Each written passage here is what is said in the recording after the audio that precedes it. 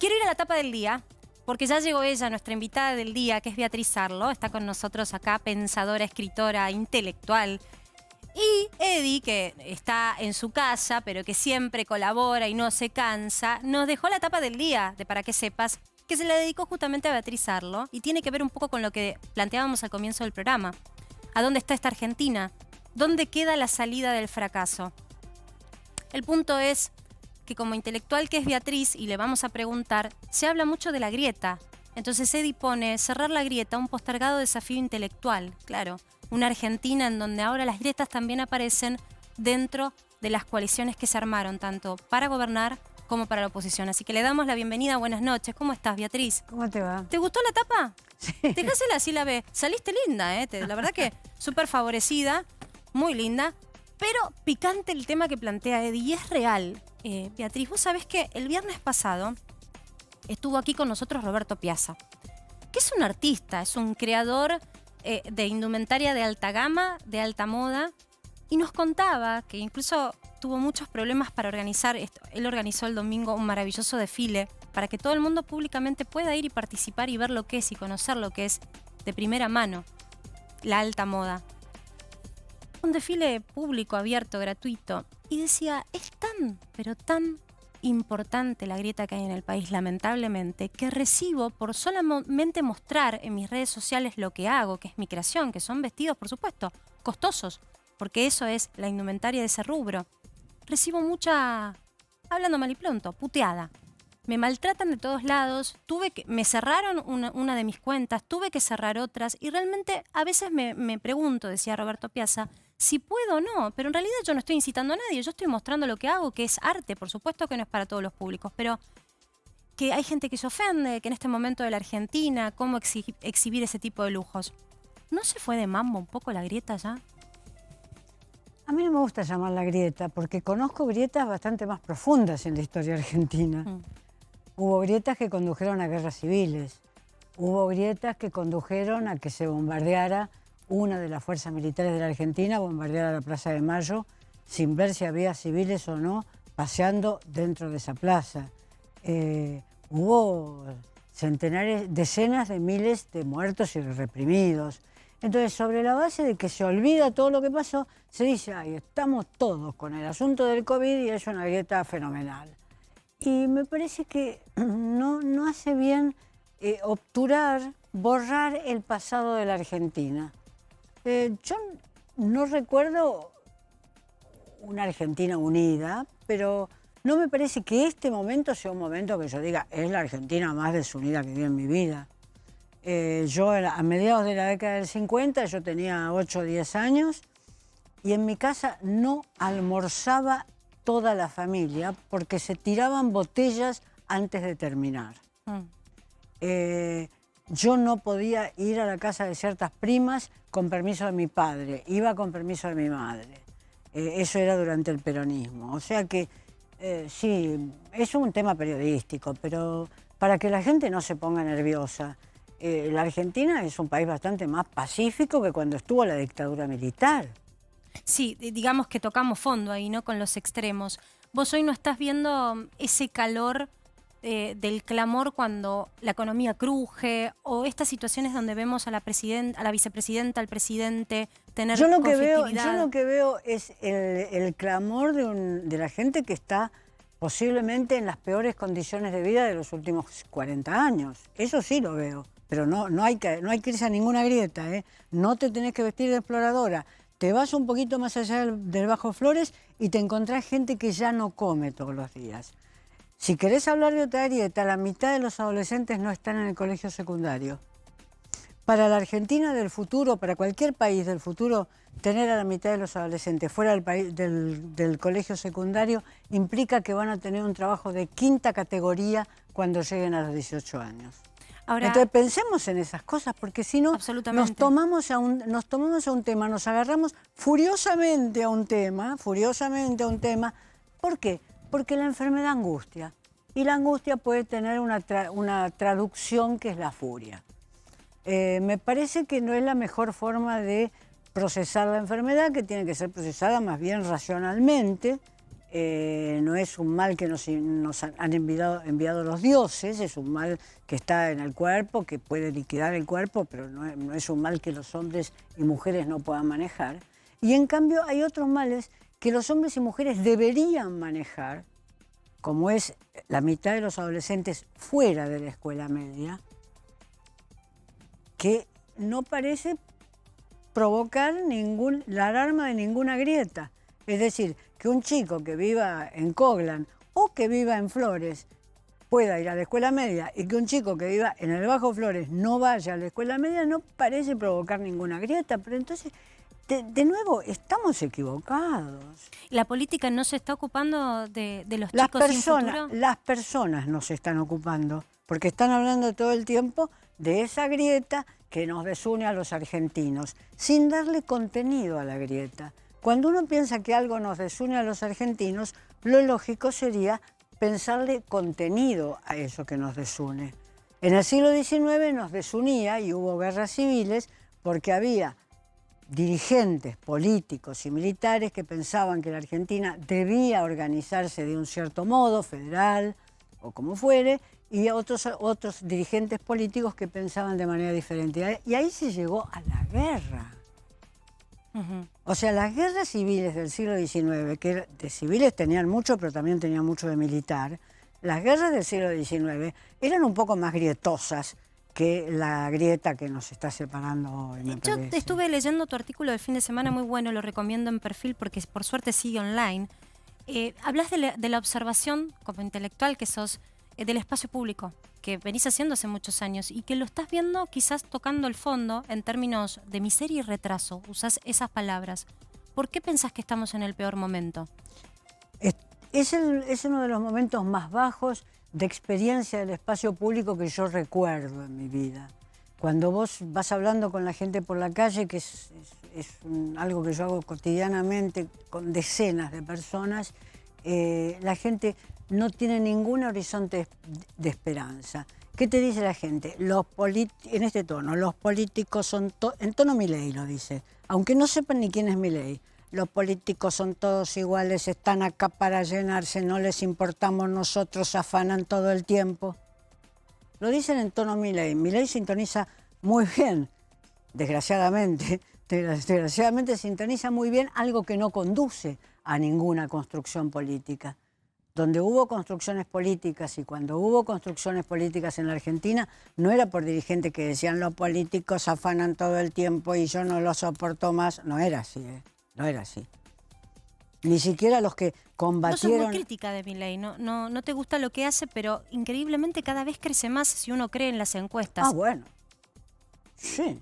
¿Por qué pensás que su imagen está cada vez más arriba? Porque expresa eso, expresa exactamente lo que la gente te dice por la calle. ¿El que se vayan todos es parecido a esto que está pasando con Milei? Lo vimos en Tenía 2001, es que se vayan todos tenía un poco más de contenido político, yo creo. Porque se había pasado ya un periodo presidencial, la gente estaba desilusionada con lo que había votado y tenía quizás un ingrediente más político.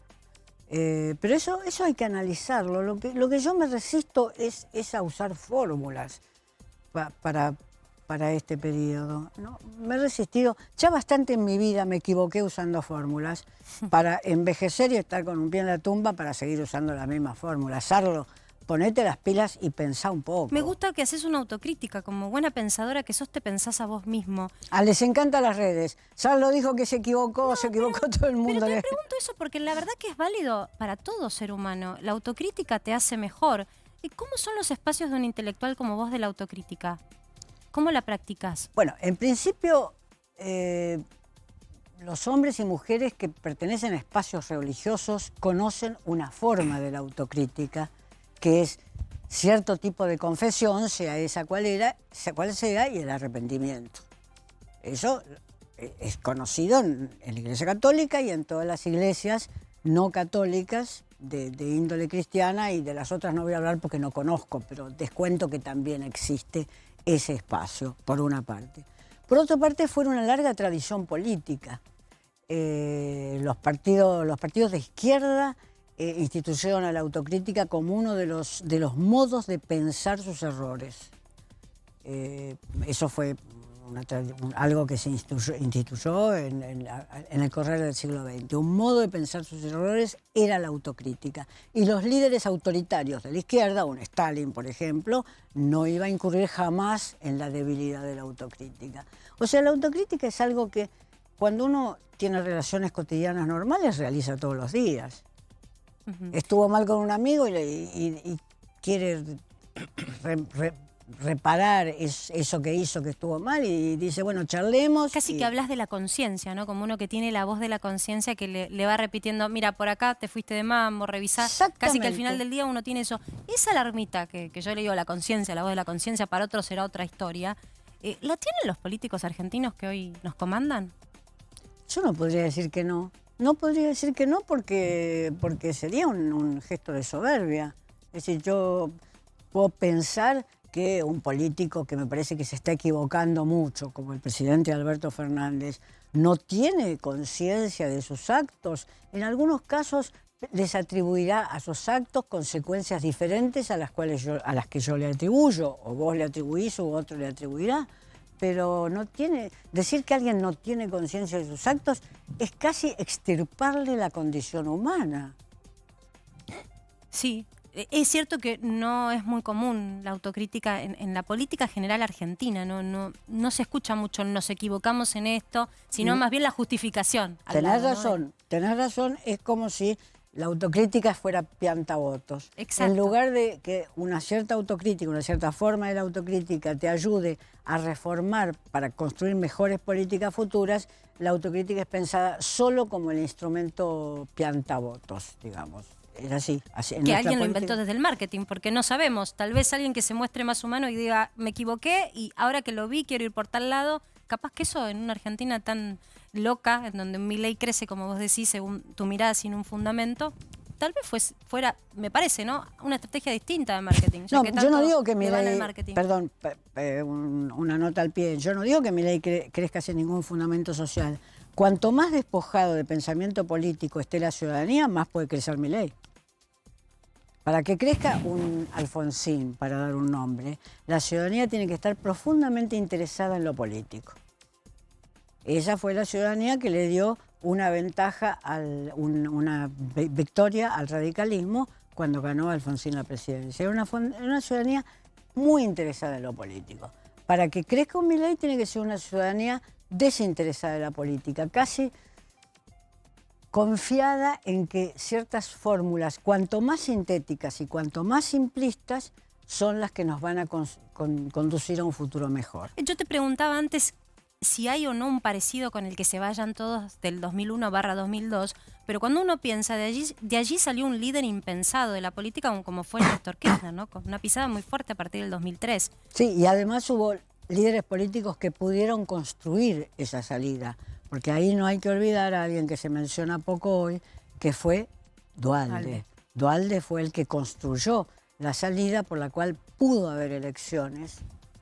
Tomó la presidencia en un momento en que, según todas las declaraciones de ese momento, nadie la quería tomar. Tomó la presidencia en ese momento, después de que Rodríguez Sá tuviera un periodo de días prácticamente desde el Parlamento, tomó la presidencia en ese momento y hizo la apuesta de una nueva construcción. Claro, como Duhalde pensaba como un piantavotos, entonces, que no lo era, porque tenía la provincia de Buenos Aires con muchísimos votos, construidos por él y por su mujer. Un capital político impresionante. Impresionante, pero como he pensado así hoy, entonces, bueno, nadie recuerda eso.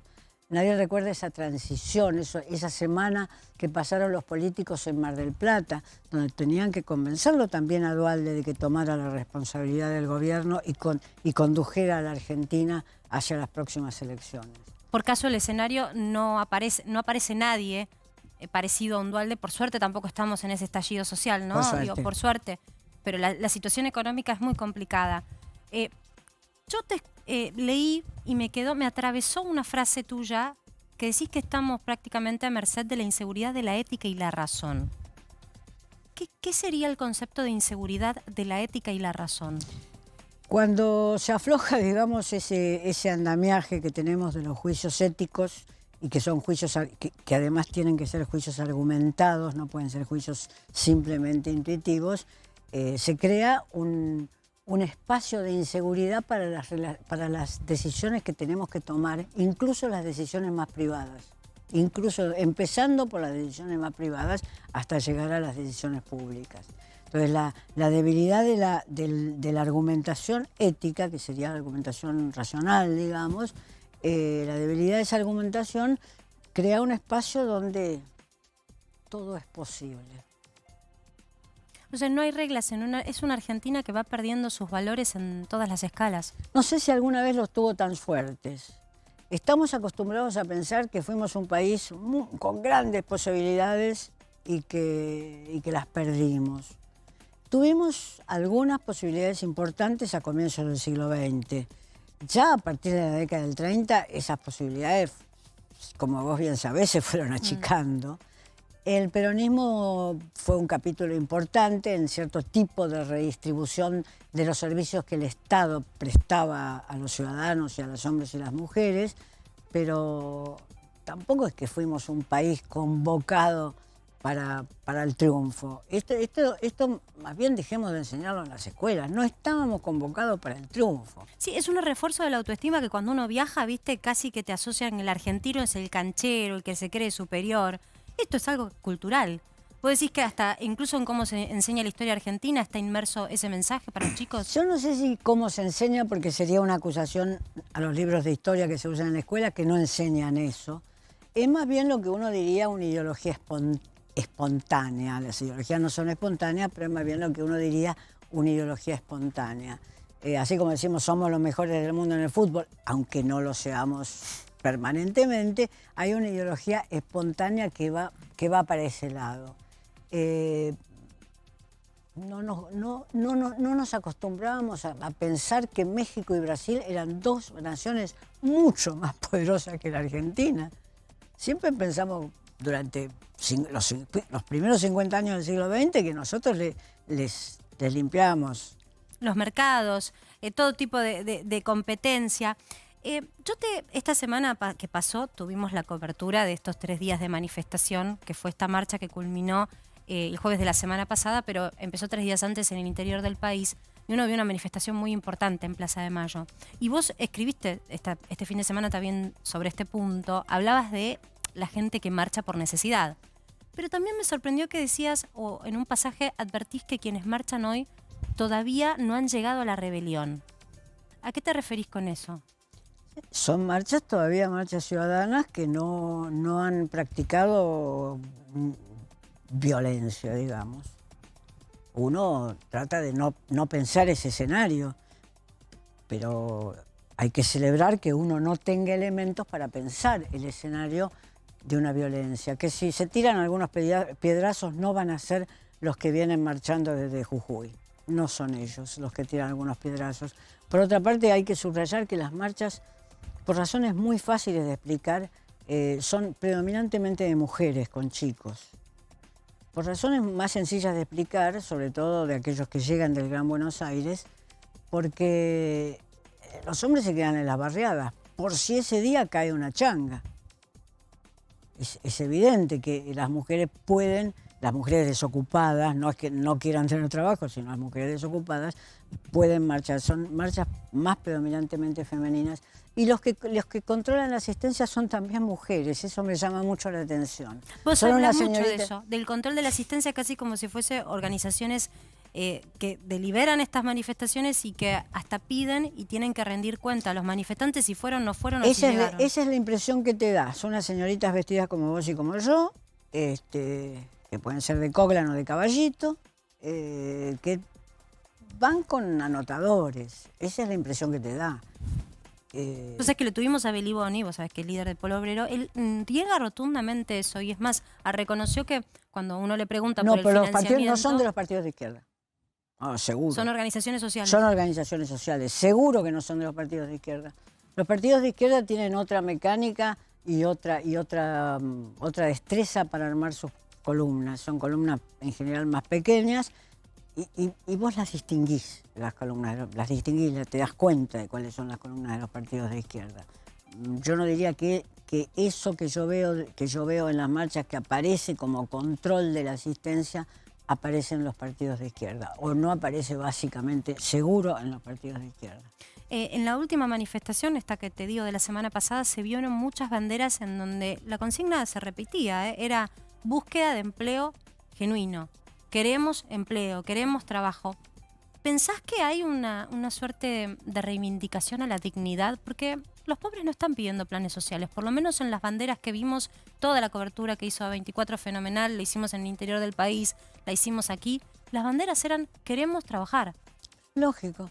Es lógico, y yo te diría, es lógico incluso por razones materiales. Si vos decís queremos trabajo y trabajo en blanco, vos sabés que junto con un salario que puede ser bajo, que puede ser incluso al nivel de lo que se recibe con un plan social, tenés otros custodios, otros bienes que te facilita el Estado a través del trabajo.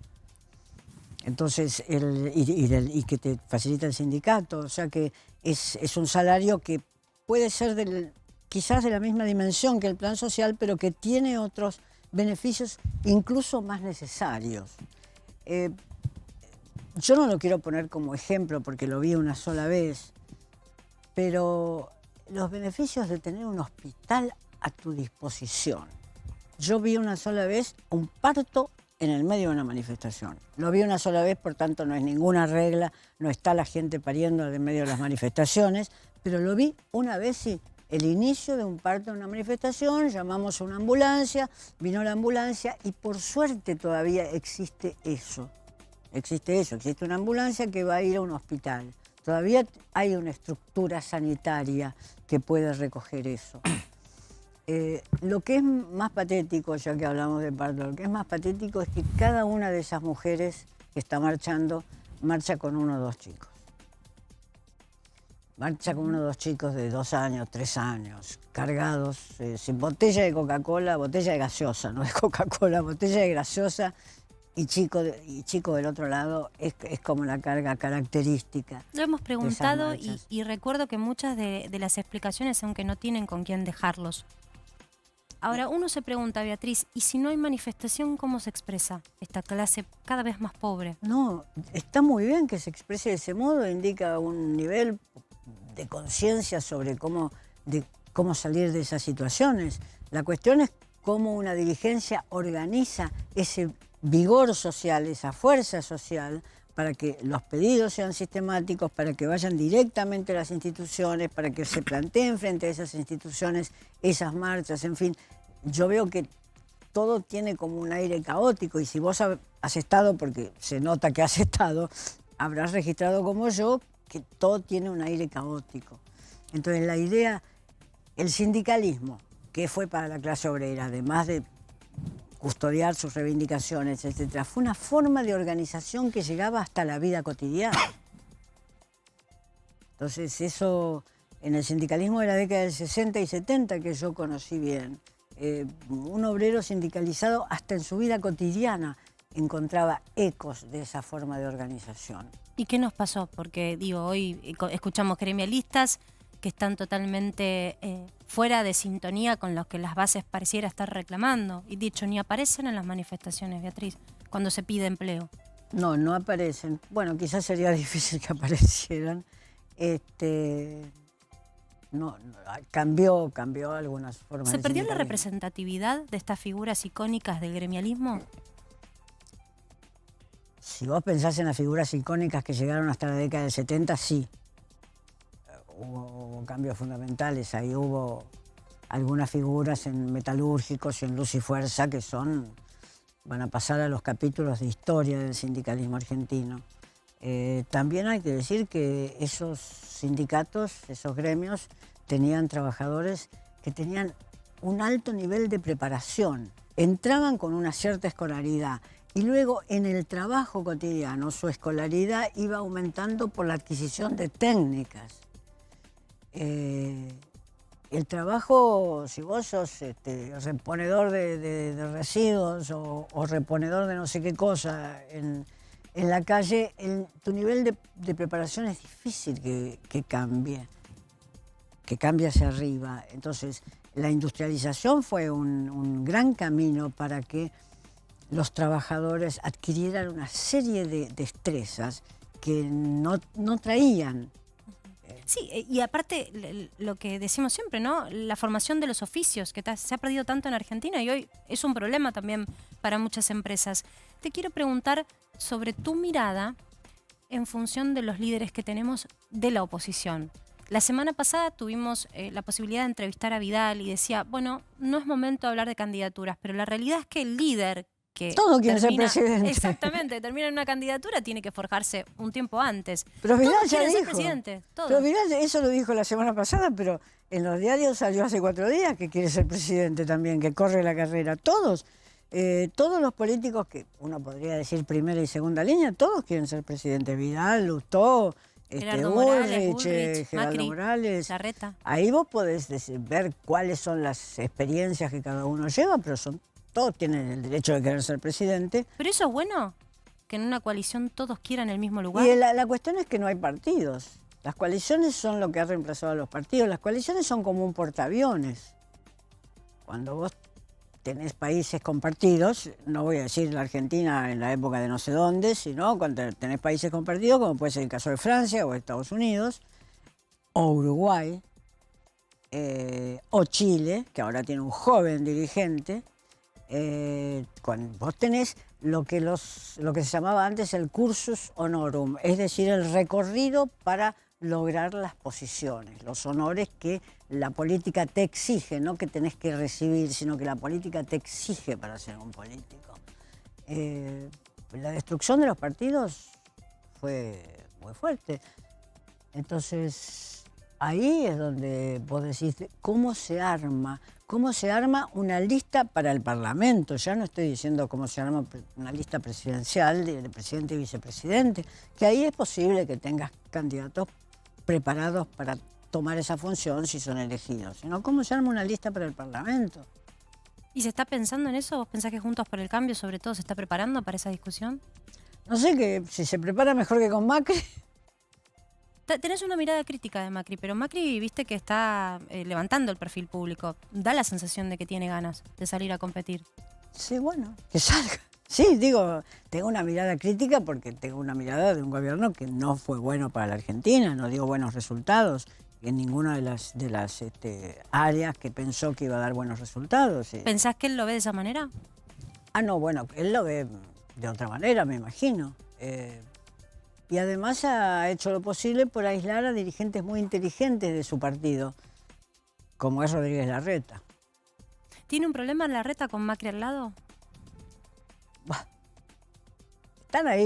Están ahí, que si Larreta tiene un problema con Macri al lado tendrá que fundar un partido, dado que Macri no lo va a rematar el sábado que viene. Pero Rodríguez Larreta parece un dirigente con una preparación más sólida. Digo, a la política, Rodríguez Larreta viene de una familia de políticos. Ahí hay una diferencia. Digo, las biografías importan, ¿no? Él viene de una familia de políticos. Macri viene de una familia de empresarios. No digo que no se puedan cruzar los caminos y que alguien que sea de una familia de empresarios no termine siendo un gran político, no. Sería absurdo decir que no se pueden cruzar los caminos, pero lo que se aprende desde chico, las reacciones que se aprenden desde chico son importantes y eso es lo que uno percibe como a Rodríguez Larreta no le cuesta ser un político. Y a Macri permanentemente es como si la política fuera un peso que quiere transportar. Como si yo quisiera transportar una bolsa de 20 kilos, no puedo. Pero entiendo. Y según tu observación, y con esto ya te despido porque quiero que me votes para la encuesta. Según tu observación, ¿podemos estar en una situación que termine electoralmente en un Macri versus Cristina? Puede ser. Puede ser si Cristina no deja que Alberto se presente a la reelección. Alberto Fernández ya ha dicho que él se presente a la reelección. Si es Cristina, te lo pregunto de otro modo, si Cristina decide yo quiero ser candidata, si ella decide ¿le responde Macri con un y yo soy el candidato por Juntos por el Cambio? No sé qué le responde Macri, pero si ella decide que ella quiere ser candidata, supongo que el justicialismo va a pensar que tiene una carta ganadora. ¿Y tu observación es que la tiene? Me haces preguntas que no puedo contestar. Tenés tantos años de lectura, de introspección, de análisis de la política, de ejercer, de roce con la calle, que da gusto poder hacerte todas estas preguntas, Beatriz. Bueno, te agradezco enormemente que hayas participado. Para que sepas, sabés que tenemos acá una suerte de convite, que es habitual y diario. Tenemos una encuesta que invitamos a la gente, es la forma que hacemos para que llegar un poquito más a través de redes sociales, es una pequeña muestra. Y el tema tenía que ver con el COVID. Y justamente si conoces o no conoces a alguien, la tenemos la encuesta para que vote Beatriz. Siempre le hacemos al invitado la gracia de que pueda votar en vivo. La encuesta, si la ponen chicos, para que la vea, si no, es básicamente si conoces a alguien que esté contagiado. Y las respuestas tenían 3 opciones. Sí, conozco a 1 o 2. Sí, conozco a varias personas. O no, no conozco a nadie. En tu caso, en tu esfera íntima, de la gente conocida, viste el barrio. ¿Cuál es tu respuesta? Conozco a 1 o 2. Hoy me enteré de 1. ¿Sí? ¿Tenés? Entonces vamos con la primera opción y vamos viendo los porcentajes. Votemos en vivo, chicos, a ver qué pasa. Veo, me doy vuelta.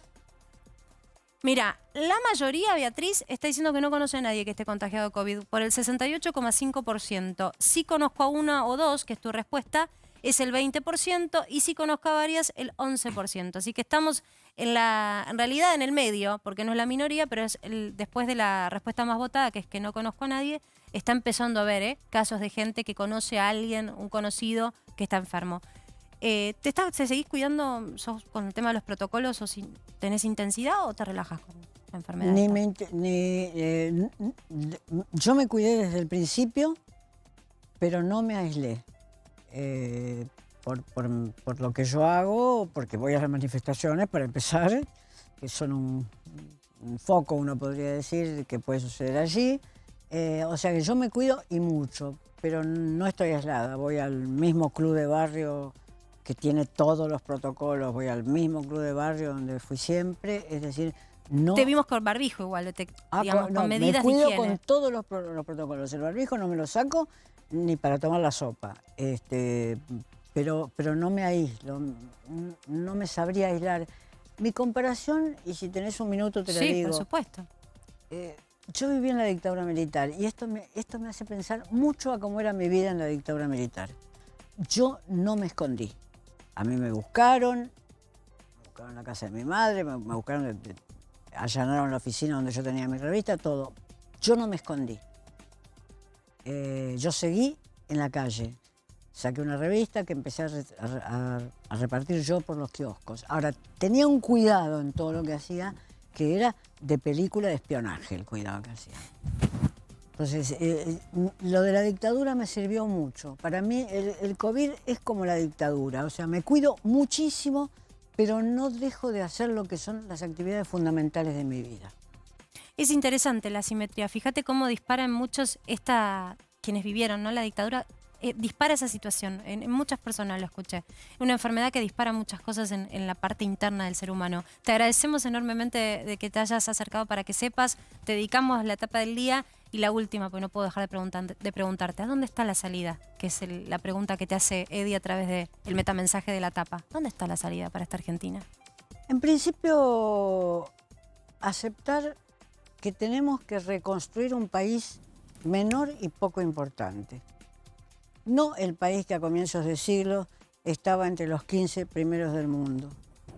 Hoy estamos entre los 15 últimos, junto con Namibia. No es que me parezca ofensivo estar junto con Namibia, pero la Argentina de comienzo del siglo, que estaba entre los 15 primeros del mundo, no soñaba que iba a estar con Namibia. Entonces, tenemos que reconstruir un país que es muy poco importante, que al lado de Brasil no tiene ninguna importancia, que al lado de México tampoco tiene importancia. Que tenemos que reconstruir eso, es decir, tenemos que reconstruirlo con trabajo y humildad. Que así sea, Beatriz, que se reconstruya lo antes posible. Te agradecemos, de verdad. Gracias.